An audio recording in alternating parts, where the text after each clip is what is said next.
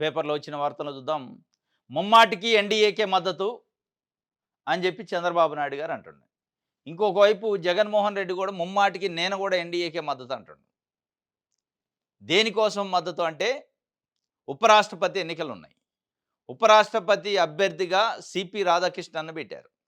NDA కూటమి. దానికి సంబంధించి ఆంధ్రప్రదేశ్‌లో ఉన్న ఎంపీలు హోల్‌సేల్‌గా ఎన్‌డీఏ కూటమికి మద్దతిస్తారు. ఏ క్రైటీరియాతోనిస్తున్నారు? ఏ సిద్ధాంతం? ఏ విధానం? అంటే చెప్పే పరిస్థితి లేదు. 5,00,00,000 మంది ఆంధ్రప్రదేశ్ ప్రజలు ఈ రాష్ట్రాన్ని అభివృద్ధి చేస్తారని, ఈ రాష్ట్రానికి ఒక రాజధాని, నీటిపారుదల ప్రాజెక్టులు, సంక్షేమము ఈ విషయాలలో కేంద్రం నుంచి ఏమైనా పైసలు పట్టుకొస్తారని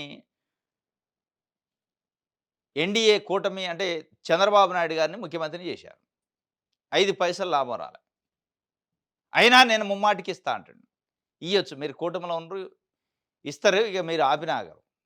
కానీ జగన్మోహన్ రెడ్డి ప్రధాన ప్రతిపక్ష పార్టీ కూటమిలో లేరు.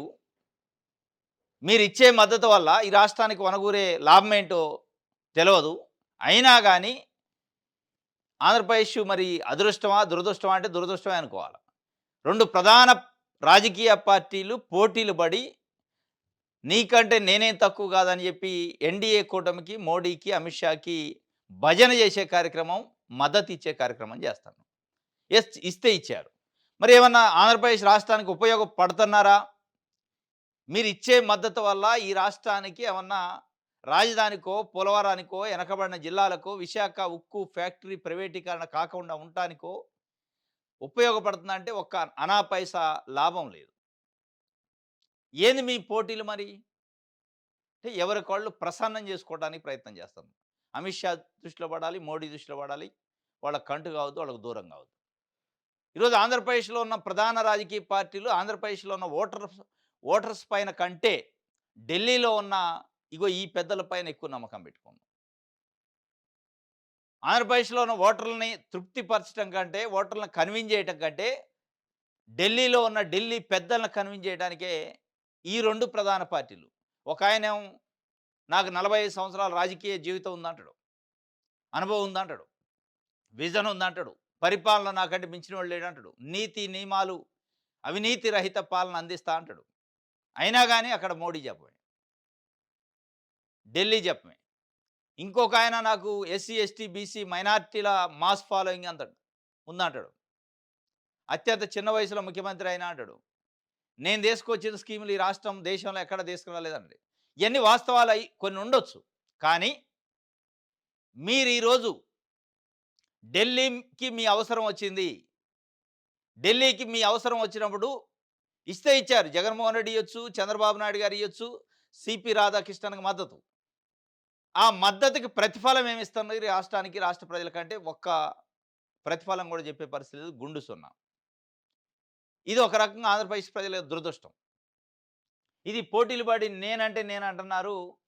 ఇక ముమ్మాటికి ఎన్‌డీఏకే మద్దతని చంద్రబాబు నాయుడు గారు చెప్తే, ఎన్‌డీఏ వైపే జగన్ మొగ్గు. ఉపరాష్ట్రపతి ఎన్నికలపై విడిన సస్పెన్స్. త్వరలో పార్లమెంటరీ పార్టీ నేతలతో వైకాపా అధినేత భేటీ. అటు ఖర్గేతో మంతనాలపై మేడ వివరణ అని చెప్పి మొత్తానికైతే క్లియర్. దాంట్లో డౌట్ లేదిక. Jaganmohan Reddy from the beginning 2014 నుంచి ఇప్పటి వరకు అనేక సందర్భాల్లో, అనేక బిల్లులకి, అనేక అవసరాలకి ఎన్‌డీఏ కూటమి మద్దతిస్తూనే ఉండు. ఒక బిల్లు తప్ప. ఇప్పుడు కూడా ఇస్తాడనుకుంటే ఇచ్చిండు. చంద్రబాబు నాయుడు గారు కూడా ఇస్తాండు. ఈ సందర్భంలో ఏమైనా డిమాండ్ పెడతారా అంటే, మా రాష్ట్రానికి ఒక 70, 80 వేల కోట్లు అమరావతికి ఇయ్యండి. లేదా పోలవరానికి ఇగో ఇన్ని వేల కోట్లు ఇవ్వండి అనే డిమాండ్ పెడతారా అంటే ఇద్దరే పెట్టే పరిస్థితి లేదు. వాళ్ళ డిమాండ్‌లు వేరే ఉన్నాయి. వాళ్ళ అవసరాలు వేరే ఉన్నాయి. ఇక దానికోసం ఈరోజు ఆంధ్రప్రదేశ్‌లో 2 ప్రధాన రాజకీయ పార్టీలున్నాయి. ఇక దీంట్లో నిన్న పీసీసీ అధ్యక్షురాలు వైఎస్ షర్మిల గారు చెప్తున్నారు. ఏమని చెప్తున్నారు? జగన్మోహన్ రెడ్డి గారి ముసుగు తొలగింది. వైకాపా ముసుగు తొలగింది. కాషాయ కండువ కనపడుతుందని. ఇక తొలగాల్సింది మీ ముసుగే. ఆయన ముసుగు తొలగడానికి ఎన్‌డీఏ కూటమికి ఎప్పుడు మద్దతు ఇయ్యకుండా ఇప్పుడు ఇయ్యట్లే. అనేక సందర్భాల్లో ఇచ్చిండు. మీరు ఒక రాజకీయ పార్టీ. పీసీసీ అధ్యక్షురాలు. ఏ రోజన్నా ప్రజల కోసం ఎన్డీఏ కూటమి ప్రభుత్వాన్ని నిలదీసిన దాఖలాలు కానీ, ప్రశ్నించిన దాఖలాలున్నాయా? కేవలం ప్రతిపక్షాన్ని ప్రశ్నిస్తారు. ఈరోజు తెలుగు రాష్ట్రాల నుంచి సుదర్శన్ రెడ్డి పెట్టారు. మీ మీ మీ పార్టీ ఆధ్వర్యంలో ఇండియా కూటమి. ఆ కూటమికి మీ రాష్ట్రం నుంచి ఉన్న పార్టీల మద్దతు అడిగే ప్రయత్నం ఏమైనా చేస్తున్నారా? చంద్రబాబు నాయుడు గారు తెలుగు వాళ్ళ ఆత్మ గౌరవం కోసం పుట్టిన పార్టీ కదా తెలుగుదేశం పార్టీ.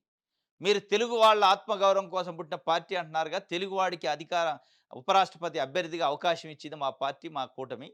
ఇవ్వండి మద్దతు. ఇవ్వకపోతే మీ ఆత్మ గౌరవం ఢిల్లీలో తాకట్టు పెట్టినట్టా అని అడిగే ప్రయత్నం ఏమైనా చేస్తున్నారా?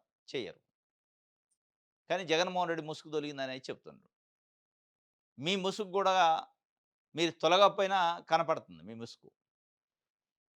ఇది ఆమె చెప్తున్న పరిస్థితి.